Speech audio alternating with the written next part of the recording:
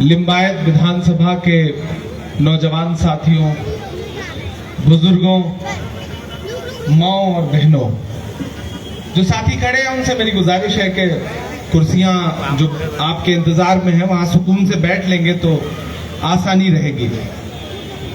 पिछले दिनों आपके बीच में आया था, आपने बहुत मोहब्बतों से इस्तकबाल किया था। आज फिर आपके बीच में हाजिरी हुई है। कहा गया है सुना गया है कोई न बोले, कहा गया है सुना गया है कोई न बोले, ज़बां दराजों को मशवरा है कोई न बोले, अजीब लुकनत पसंद हाकिम से वास्ता है, जो चाहता है जो सोचता है कोई न बोले। लेकिन एक ऐसे मुश्किल दौर में गुजरात विधानसभा चुनाव के मुहाने पर खड़ा है। आने वाली 1 तारीख को आपको गुजरात के मुस्तकबिल का फैसला करना है और एक नई हुकूमत चुनने के लिए वोट करना है। लिंबायत वालों,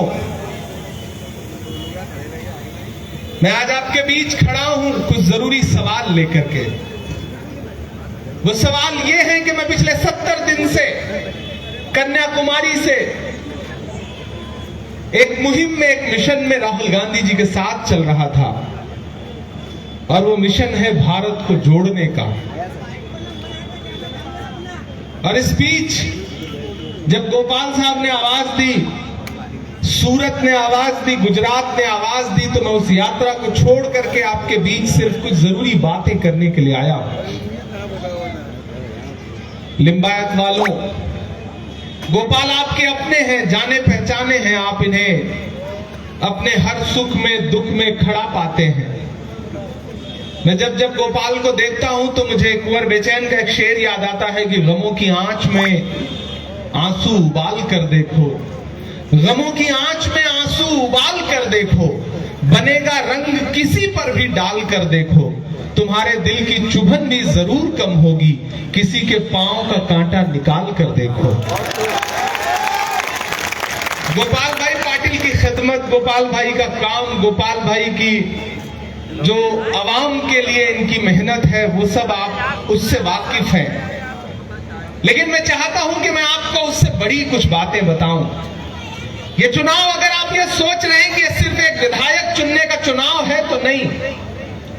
ये इलेक्शन जो 1 तारीख को आपको बटन दबाने के लिए कतारों में खड़ा होना है, वो सिर्फ एक एमएलए चुनने का चुनाव नहीं है। ये इलेक्शन उससे कहीं बहुत बड़ा इलेक्शन है। एक तरफ वो ताकतें हैं जो चाहती हैं कि मुल्क डॉक्टर बाबा साहब भीमराव अंबेडकर के लिखे हुए संविधान से न चले, बल्कि उनकी मर्जी से चले, उनकी सोच से चले, जैसा वो चाहें वैसा चले। और एक तरफ वो ताकतें खड़ी हैं जो चाहती हैं कि यह देश महात्मा गांधी के विचारों से चले, पंडित जवाहरलाल नेहरू जी के पसीने और खून से सींचे हुए इस मुल्क की जमहूरियत से चले, जो चाहते हैं कि मौलाना आजाद के उसूलों से चले, जो ये चाहते हैं कि ये मुल्क मोहब्बत और प्यार से चले। गुजरात वालों, जिस गुजरात मॉडल का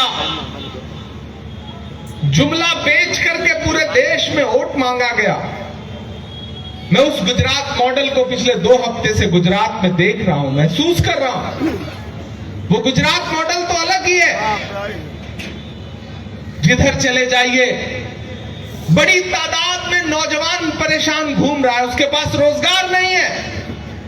देश को 2 करोड़ नौकरियां हर साल देने का दावा करने वाले प्रधानमंत्री जी के अपने राज्य गुजरात में जब नौजवान नौकरी लेने के लिए पर्चा भरता है, पेपर देने की कोशिश करता है, तो एग्जाम से पहले पेपर लीक हो जाता है। यह है इस गुजरात का सच।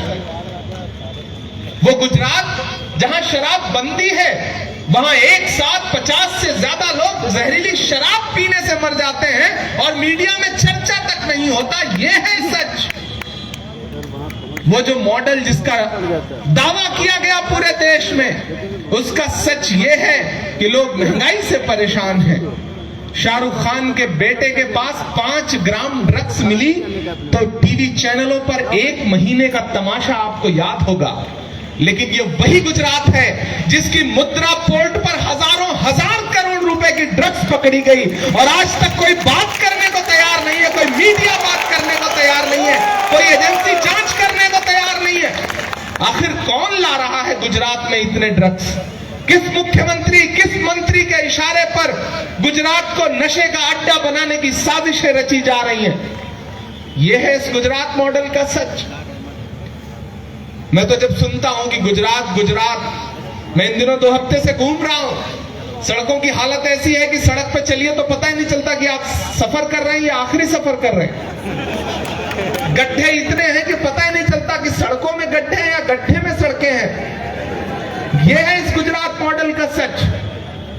और ऊपर से आज तो आदरणीय प्रधानमंत्री जी ने एक जगह भाषण देते हुए कहा कि कांग्रेस ने गुजरात को बर्बाद कर दिया। आदरणीय प्रधानमंत्री जी, मैं आपकी याददाश्त जानता हूं अच्छी है, फिर आप ये क्यों भूल रहे हैं कि पिछले 27 साल से गुजरात में आप ही की सरकार है? और अगर 27 साल में सरकार होने के बावजूद आप इस गुजरात को नहीं सुधार पाए तो फिर ये तो फेल्योर आपका है। मैं सूरत में खड़ा हूं, ये व्यापारियों का शहर है, यहां कारोबार करने वाले लोग हैं, किसी सरकारी रहमो करम पर पलने वाले लोग नहीं हैं। ये अपने हुनर से, अपनी मेहनत से, अपने पसीने से अपने बच्चों के लिए रोजगार कमाने वाले लोग हैं। लेकिन केंद्र सरकार ने, भाजपा की सरकार ने 2 बार आपकी कमर ऐसे तोड़ी कि आप उठ नहीं पा रहे। आप याद करिए वो दिन आज से 6 साल पहले का, जब रात के 8 बजे टीवी चैनल पर महामहिम नमूदार हुए और उन्होंने कहा, भाइयों बहनों, आज से 500 और 1000 के नोट रद्दी है, नोटबंदी कर दी एक झटके में। वो तमाम माएं बहनें जिन्होंने अपने परिवार से छुपा करके, अपने घर वालों से छुपा करके, कहीं रसोई में आटे के डब्बे में, कहीं अपने पल्लू में बांध करके कुछ पैसे इसलिए रखे थे कि वो मुश्किलों में काम आएंगे, एक झटके में सब कागज के टुकड़े बन गए। और उसका हासिल क्या रहा उस नोटबंदी का? मुझे आज भी याद है बैंक की लाइनों में लगी हुई वो कतारें, जिसमें 100 से ज्यादा लोग बैंक की लाइनों में लगे हुए अपना दम तोड़ गए। किसी की कोई जवाबदेही नहीं। एक बार आप उस नोटबंदी से उबर पाते, फिर वो एक नया टैक्स लेके आए, गब्बर सिंह टैक्स, जीएसटी। और जो रही सही कसर थी, सूरत जैसे व्यापारियों के शहर में व्यापारियों की कमर ऐसे तोड़ दी गई, ऐसे तोड़ दी गई कि उनके पूरे कारोबार को चौपट कर दिया गया। लिंबायत वालों, ये जो चुनाव है, इन तमाम चीजों पे जवाब मांगने का चुनाव है। सवाल करिए। मैं तो गुजरात में खड़ा हूं, मैंने तो वो मंजर भी पिछले दिनों देखा कि जब 141 से ज्यादा लाशें बिछी थी, कांग्रेस के तमाम कार्यकर्ता पानी में उतर उतर करके लोगों की लाशें निकाल रहे थे, परिवारों के साथ खड़े हो रहे थे। लेकिन उसी वक्त इस देश का हाकिम एक दिन में 3 बार कपड़े बदल करके ट्रेनों को हरी झंडी दिखा रहा था या उद्घाटन कर रहा था। तो सवाल तो पूछना पड़ेगा। आज ये कहा जा रहा है, हिमाचल में वोट मांगते हुए कहा गया कि अगर हिमाचल में हमारी सरकार नहीं बनी तो कांग्रेस वाले हमें दिल्ली में काम नहीं करने देंगे। यही आपके यहां भी कहा जा रहा है कि अगर गुजरात में सरकार नहीं बनी डबल इंजन की तो काम नहीं करने देंगे कांग्रेस वालों। मैं तो हैरत में हूं। यहां जो सरकार है, मुझे तो उनके मुख्यमंत्री का नाम तक नहीं पता। मुझे क्या, पूरे देश को नहीं पता, आपको भी नहीं पता होगा। जो पिछले वाले थे उनको क्यों बदला गया, उन्हें आज तक नहीं पता विजय रूपानी जी को। जो नए वाले हैं उन्हें क्यों बनाया गया, ये उन्हें भी नहीं पता है। ऐसे में आपको जरूरत है एक मजबूत सरकार चुनिए, एक नई सरकार चुनिए जिसके सपने नए हो, जो गुजरात में कुछ करने की जद्दोजहद कर सके, जो गुजरात को बदलने का सपना देख सके। ऐसे में आपको कांग्रेस को चुनना पड़ेगा। और मैं क्यों छाती ठोक करके पूरी जिंदगी के साथ आपसे यह कह रहा हूं कि आपको कांग्रेस को चुनना पड़ेगा, क्योंकि कांग्रेस की जो सोच है वो इस देश को मोहब्बत से लेके चलने की सोच है।